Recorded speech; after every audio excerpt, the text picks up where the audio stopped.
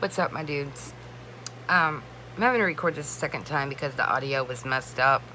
The first time around, because I had my Bluetooth earbuds connected, I didn't think it would mess up the sound, but you can't understand really anything I'm saying. And this is an extremely important video that needs to have the light shed on it. If you follow me on Twitter, you've seen my most recent post. There was a link where on CNN, they were talking about some laws. Today's video is going to be serious. It's about people that have been molested and raped. There are laws that are saying that if you're in your 30s, you can no longer press charges against somebody who raped or molested you when you were little. There is a time period that you can press charges, but once you get past that time period, you can do nothing about it. So that means that person can stay a predator and be around people for the rest of their dying days. And you have to live in fear. But I'm here to say you don't have to. I'm here to be your voice and to help you through this. If you have been molested or raped, there are places out there that can help you through it. Just Google the numbers, Google the thing, and it'll give you numbers or websites or whatever that can help you through this. Nobody should have to go through it alone like I did. I was molested when I was 3. I was raped when I was 14 by somebody at school that ruined my life for many years. And then I was raped again when I was like 31. And that was only 4 years ago. It was by 2 guys. So if you guys are seeing this, yep, I'm talking about it. But I'm not saying your names. I probably should, but I'm not going to. Hell, I don't even remember their last names. So, anyways, I figure the story I'm going to share with you guys is when I was 14, because that was probably the worst one, because it did ruin my life. The society we live in punishes the girls for being raped. It's always their fault. I was told I had on too much makeup. My clothes, I didn't dress slutty. In the summertime, I wore shorts, but I had big boobs. Oh, that was also my fault. So it's obviously, what we're told is it's the women's fault if you get raped. Hell, I was even told once that it's the woman's fault if your husband cheats on you. Or, like, whoever seduced him, it's that woman's fault, and the husband doesn't have to own up to it at all. Like, our society in this town, too, it is so screwed up. So screwed up. So when I was 14, I was raped on spring break by a really popular guy. He was a football player, and he was big and strong. So when we went back to school the following week, I told one friend in homeroom. By the end of first period, I had everyone asking me about it. Everybody knew. The teachers were pulling me aside, asking me if it was true. The principal pulled me into his office. People were saying that I said I was raped by 3 guys. People said I was pregnant and didn't know which one it was. People were calling me whores, sluts. They were calling me the N-word lover, whore. Like, oh my God. It was crazy. I trusted one friend, and then she ruined just by telling everybody. Like, everybody was talking about it. The entire town ended up talking about it. The high school knew about it. And the high school was just in the city beside ours. Same county, but different city. High schoolers knew my name. They knew what happened to me. Everybody was like, oh, this is a popular guy.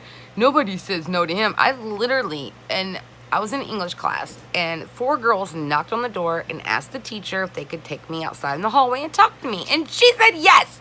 Like, what teacher does that? In the class, these are other kids. These are other students. And this teacher knew what had just happened, knew what was going on. So she should have been a little concerned that these 4 skanks were pulling me out into the hallway. So anyways, I go out there, and they were like, we know you're a lying bitch. And I'm just like, no, I'm not. And they're like, we know you're lying about this because nobody says no to him. And I said, I don't care what you believe, but it doesn't change the fact of what actually happened to me. And they were like, well, you're going to meet us in the gym at 3 o'clock today when school's out because we're going to beat your fucking ass. And I'm like, what? What did I do wrong here? And, you know, they're just like, nobody says no to him. Nobody. And I was like, well, I did. So screw you and screw him, you know. So anyways, they were like, yeah, we're going to beat your ass, going to beat your ass. And I'm sitting there like, thanks for the warning, because now I'm not going to be there, you know.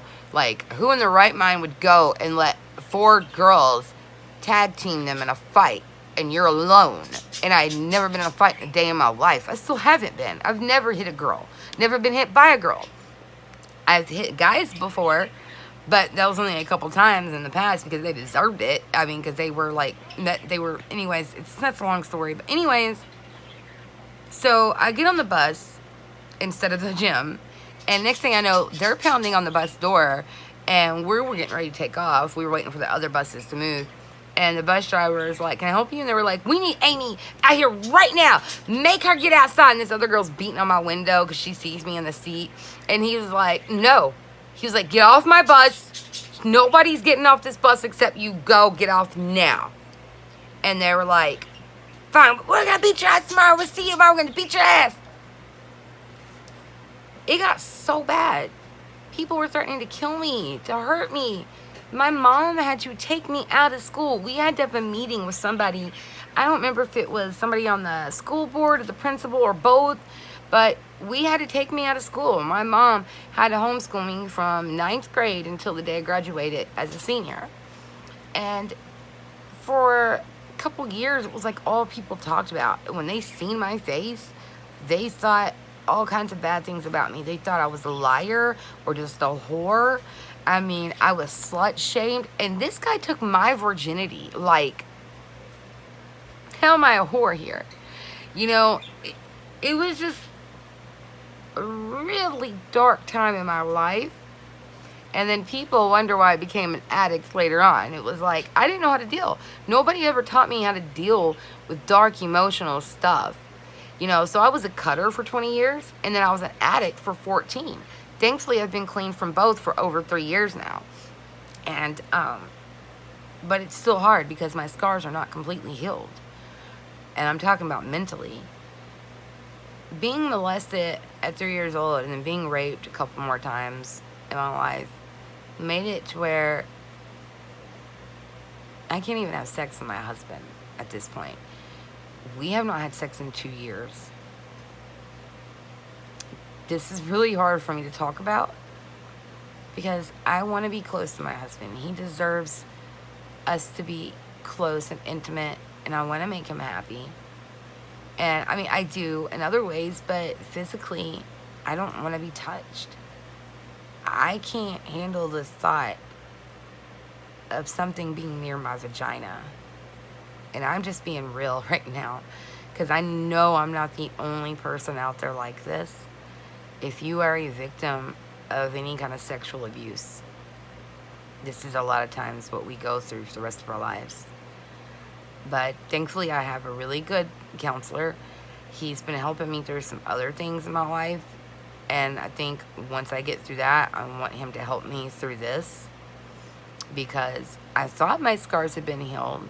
And then suddenly it was like they were ripped back open a couple years ago. And now I'm just back to being hurt again. And it's messing with my life and my marriage, you know. Thankfully, I have the best husband in the world who's extremely patient and kind and understanding. And he's been there for me the whole time. He totally understands what I'm going through. He just has patience with me, you know, so that's a good thing. But what I want to say is these laws are saying that if it's been a certain amount of time, you can't press charges anymore. But let me make an example here. If you killed somebody and then 20, 30 years later, they find evidence that it was you that killed this person, they can still press charges and send you to jail for the rest of your life, or even the death penalty. But if you were brutally raped at the age of 3 or 10 or 15 or 20 or 30, and it's been a certain amount of time though since that's happened, you can no longer press charges.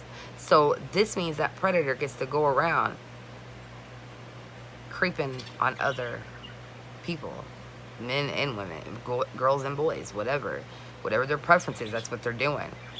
And it's sick. because they are taking away their innocence. They are ruining people's lives. But I'm here to tell you right now, you might be a victim. If you are a victim of sexual abuse or any kind of victim of some kind of circumstance in your life, don't be a victim to life, though. Do not develop a victim persona, because people see that as a weakness, and they will try to hurt you more.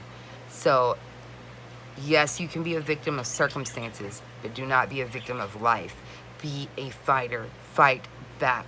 Use your voice. And if you can't, for whatever reason, use your voice. Find someone you trust that can help you through it, who can lead you in the right direction. Get therapy.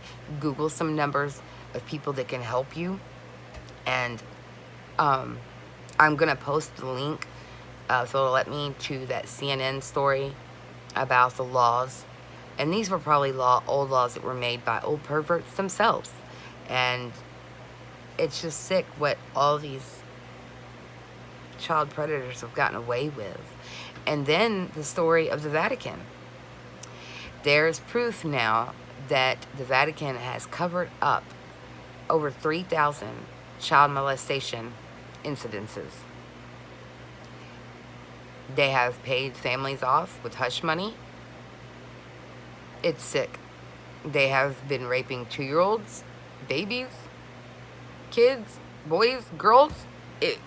It's so messed up, man. It's like, what is wrong with people? And these were people that are supposed to be godly people. Those are usually the worst, not all of them. I'm just saying that's a lot of these predators will hide in a disguise of a religious person. But not always. Some of them will. Anyways, I just want to say, do not let this ruin your life. Find help. And I will help be a voice, because that's what I want to do with my life. I try to help people on here, on all my social medias. I'm always trying to help people. And this is something I feel very strongly about, where I want to be a voice for those that have been molested or raped, because you deserve justice. You deserve a healthy mind and body. You deserve to feel good about yourself. Because a lot of times what rape does and molestation does is it makes us feel screwed up in our heads for the rest of our lives. We'll feel like we're worthless, like we don't deserve anything good in our lives, like we're just a piece of shit, like we're ugly, or we're just... And a lot of times when a child is molested, they become sexually active at such a young age because something biologically has been triggered in their body. Because I know people that have never been molested, and they're almost 18 and they still don't have a sex drive, because it's never been triggered biologically. They've never been molested, thank God. But those of us who were molested at young ages, it does something to you when you get a certain age, even whether it's, and usually it's a young age, and you start having desires that you don't understand. This is something that's not being spoken about, and it needs to be.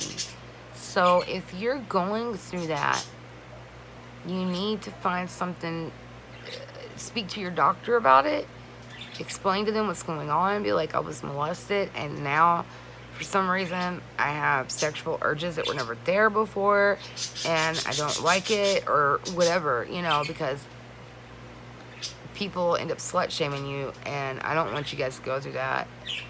I don't want you guys to go through any of this pain. I just don't even know what else to say, y'all. I don't.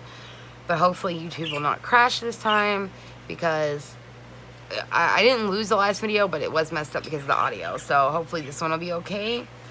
I hope you guys have a wonderful week. Comment below if you need help. Hit the thumbs up. Let's share this video to get the truth out there. Please, guys, share it. Watch it. Hit the thumbs up. Let's make this video trend. Let's get the truth out there and say, hey, we're hurt, but we're going to speak up, because these predators deserve to be punished. We deserve justice, but we're not going to play victims forever. We're going to fight back. We're strong and we have a voice, and we will fight back legally or however we can, even if it's exposing the people who did this to us. Let's fight back.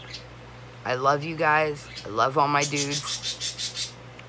Stay strong. And if you're hurting, no matter what it is that's hurt you, if you're hurting really bad and you don't feel like you can live anymore, please find someone to speak to. Please don't take your life. Because I promise a new chapter will come and things can get better. I developed so much more confidence in myself when I hit my 30s. I probably would have gotten my confidence earlier, but because I was an addict, my life was still really screwed up for a long time. It took me a long time to get to where I'm at now.